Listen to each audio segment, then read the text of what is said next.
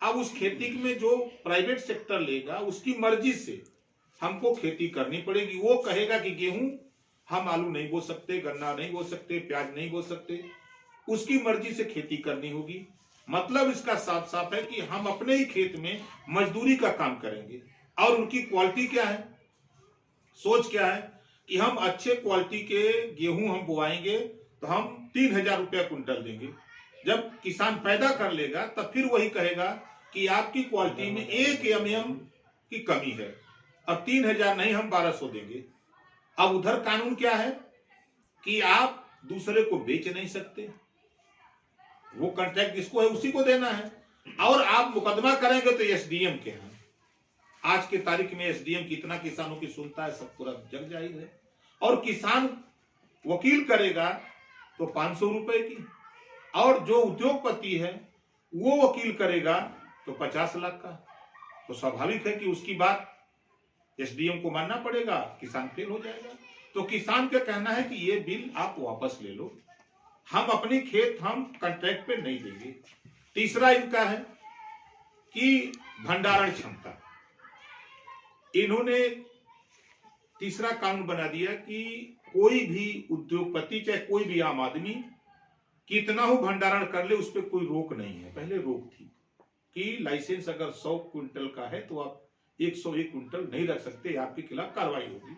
लेकिन उसको इन्होंने उद्योगपतियों को लाभ पहुंचाने के लिए उसको फ्री कर दिया। इससे 100% सत्य है कि महंगाई बढ़ेगी।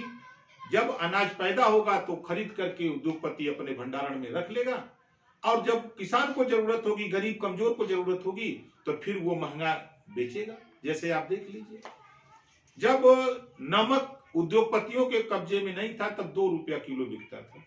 जो उद्योगपति उस नमक को अपने कब्जे में लिया, अब वो नमक 20 रुपया किलो बेच रहा है। ये सरकार कह रही किसानों का धन दुगुना करेंगे। किसान कह रहा हमारा मत करो भैया। अभी यूरिया आपने देखा कि जो यूरिया 14 के पहले 200 रुपए में 50 केजी मिलती थी, ये सरकार धन दुगुना की किसानों का। 5 किलो यूरिया कम कर दिया, 100 रुपया दाम बढ़ा दिया, तो 200 रुपया की जगह 45 किलो यूरिया 300 में मिल रही है। किसान आंदोलन पर कुछ विदेशी लोग भी हैं जो लगातार ट्वीट कर रहे हैं, कहां तक सही है? देखिए, विदेशी लोग समर्थन में ट्वीट कर रहे हैं, वो पढ़े लिखे लोग हैं, वो सही बोल रहे हैं। ये बीजेपी के लोग, बीजेपी का नाम ही भारतीय झूठ पार्टी है। ये आप इनके गति को देखेंगे, इनके पास पूरे तंत्र है, देश में सरकार है बीजेपी की, इनके पास ईडी है, इनके पास सीबीआई है, इनके पास विजिलेंस, सारे चीजें हैं। अगर वो किसान खालिस्तानी है, आतंकवादी है जो इन कह रहे हैं, तो फिर इनके गुप्तचर क्या कर रहे हैं, इनको गिरफ्तार क्यों नहीं करते? एक जो सिद्धू खुलेआम लाल किले पर झंडा फहराया, उसको तो गिरफ्तार नहीं कर पा रहे हैं, इनकी एजेंसी फेल। इस नाते कि उसकी फोटो अमित शाह जी के साथ वायरल हो रही है, उसकी फोटो प्रधानमंत्री जी के साथ वायरल हो रही है। तो ये एक तरह से अपराधियों को संरक्षण देने वाले लोग हैं। ये पाकिस्तान खालिस्तान के अलावा इनके पास कभी डिबेट करने के लिए कि देश में शिक्षा महंगी हो रही है, जो गरीब कमजोर लोग हैं उनको बेहतर शिक्षा कैसे हो, देश में रोजगार कैसे मुहैया हो, इस पे डिबेट नहीं कर सकते। ये देश में महंगाई कम कैसे हो, इस पे डिबेट नहीं कर सकते। ये डिबेट करेंगे तो सिर्फ पाकिस्तान पे, खालिस्तान पे, आतंकवाद की बात करते हैं। चुनाव की बात की जाए, आप ओवैसी जी से हाथ मिला रहे हैं, जबकि वैसी ही बिहार में बीजेपी के जीत का कारण बनी थी। क्या लगता है कहीं ना कहीं यूपी में भी इस तरीके की स्थितियां बनेंगी? देखिए, आप लोग पत्रकारिता से जुड़े हुए लोग हैं, आप लोगों को भी गूगल पे सर्च करके पढ़ लेना चाहिए। 24 सीट पर 243 सीट में 24 सीट पर ओवैसी लड़े थे। 243 सीट पर 24 सीट पर ओवैसी लड़े थे, और 24 में 5 सीट वो जीते। 19 सीट जो हारी है ओवैसी की पार्टी एमआईएम, ओवैसी जितना वोट पाए हैं, आरजेडी का दोनों वोट जोड़ देंगे तब भी 8,000 10,000 से बीजेपी जीती है। हम मान लेते हैं 24 सीट पे बीजेपी की वजह से, ओवैसी की वजह से हार गए, लेकिन शेष जो बची हुई सीटें थी 243 में से 24 निकाल दीजिए, तो उस पर तो जीत जाना चाहिए था। तो क्या आपको लगता नहीं कि ओवैसी के आने से और आपका साथ मिलने से फायदा तो भाजपा की होगा। अभी ओवर कॉन्फिडेंस में भाजपा है। आप उठा के देखिए उत्तर प्रदेश के पश्चिमांचल के करीब कम से कम 20 जिले जो आंदोलन, किसान आंदोलन चल रहा है, बीजेपी का सफाया। पूर्वांचल में बीजेपी को हम जीतने नहीं देते। मध्यांचल में भी हमने अपना जो मोर्चा बनाया है, ओवैसी बीजेपी के बी टीम, आज हमको कोई बी टीम कह दे, कल तक तो हम कोई टीम नहीं थे। अगर आज बी टीम है तो कल ए टीम बन के रहेंगे।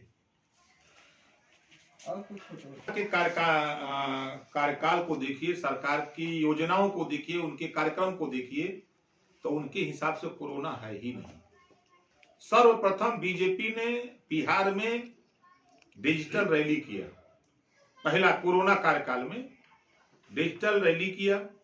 जहां भी उनके वो डीवीडी लगी, वहां 300, 400, 200, 500 लोग जुटे।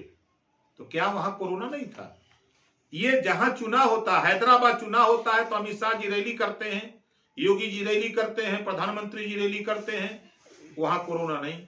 बिहार में चुनाव हुआ, वहां कोरोना नहीं, सब लोग रैली करते हैं। रैली में 10,000, 15,000, 5,000 की भीड़ जुटती है, कोरोना नहीं। यूपी में चुनाव हुआ, मैंने अपने आंख के सामने देखा कि 7 सीटों पर चुनाव हुआ। ये चाहे मुख्यमंत्री जी गए हों, चाहे उप मुख्यमंत्री जी गए हों, जहां भी गए तहां भी बड़े बड़े कार्यक्रम हुए और उस कार्यक्रम में बड़ी भीड़ जुटी, कोरोना नहीं।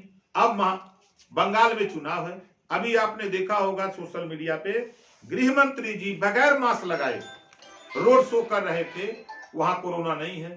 जेपी नड्डा जी जो भाजपा के राष्ट्रीय अध्यक्ष हैं, वो जाते हैं, कोरोना नहीं है। उनके जो क्रियाकलाप हैं उससे आप देखेंगे तो ये तो सिर्फ उसी की आड़ में देश की संपत्ति को बेचने की तैयारी है। एक भय दिखा करके कोरोना है तो कोरोना रोग है, दवाई बनी नहीं, 98% रिकवरी कैसे हो गई?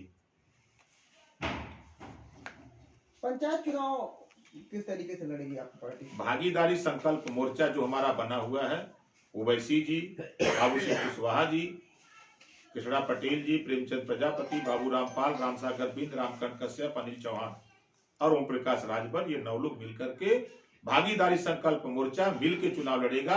एक पार्टी का प्रत्याशी होगा, 8 पार्टी समर्थन में रहेगी।